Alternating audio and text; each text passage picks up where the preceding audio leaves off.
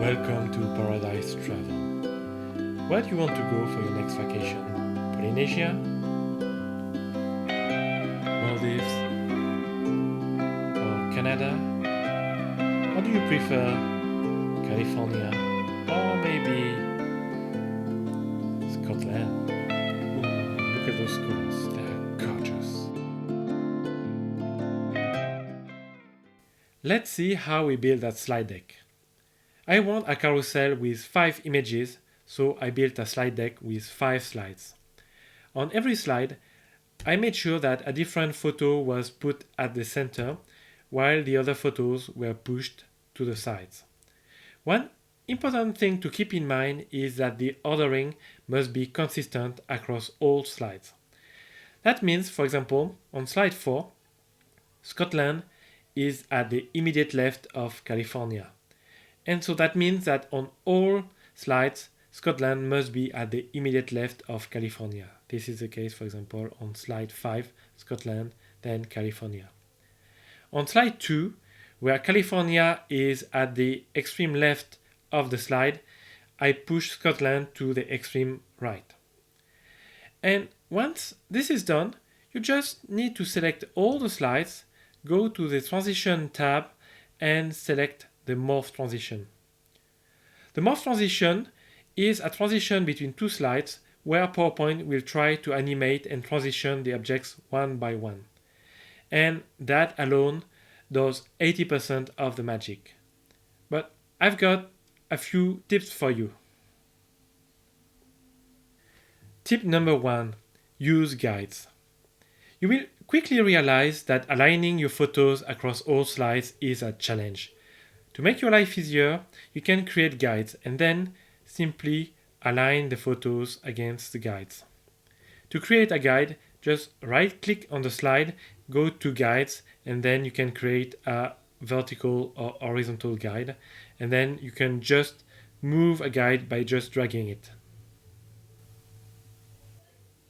Tip number 2, use off-screen elements. Under every highlighted photo, I've put the appropriate caption. But notice that the other captions are not deleted, they are just put under off-screen.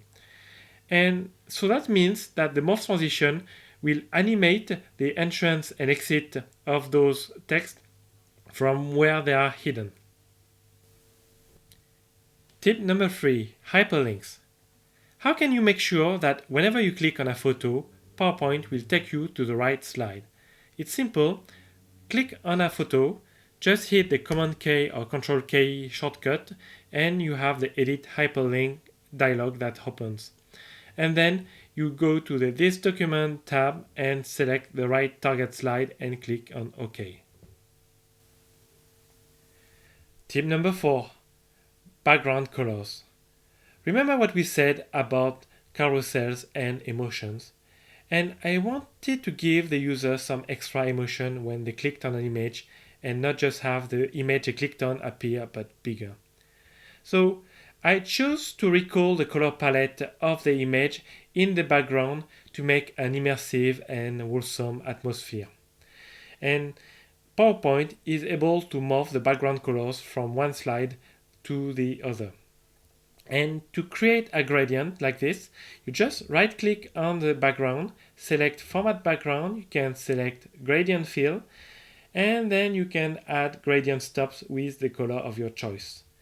And in order to select the right color from the picture, you can just select the gradient stop of your choice, select More Colors here, and select the Color Picker tool. And you will be able to use a color that really exists in the image. And then click OK.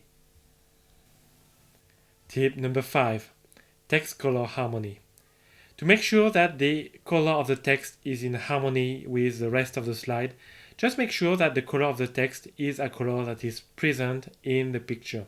So the easiest way to do so is to select the text. You can select the color drop down and select More Colors, and then you can click on the color picker where you can select one of the colors from the image, and in that case I take this light gray.